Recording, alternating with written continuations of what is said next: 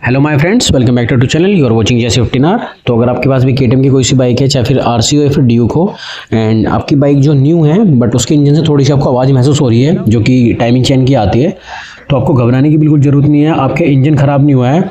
आपको क्या करना है, पहले आप जाके आवाज़ सुन लो, फिर मैं आपको बताने वाला हूँ।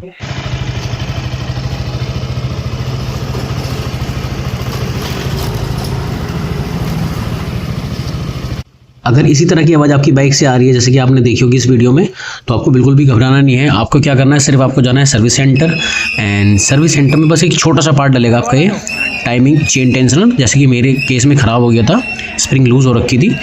तो आपको जाना है और ये 200 रुपये के आसपास आता है। बट मैं आपसे रिकमेंड करूँगा कि आप इसको सर्विस के टाइम पे डलाएं, अदरवाइज़ इसका जो है एक्स्ट्रा कॉस्ट पड़ जाएगा आपको डलवाने का 300 से 400 रुपये।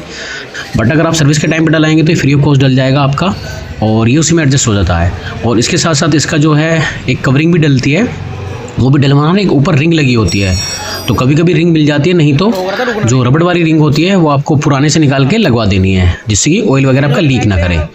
और इसको डलवाने के बाद बिल्कुल जो आपका जो इंजन है बिल्कुल ऐसा महसूस होगा आपको like it is a brand new. But मैं फिर से रिकमेंड कर रहा हूँ कि आप इसको जो है सर्विस सेंटर पे जाके डलाएं।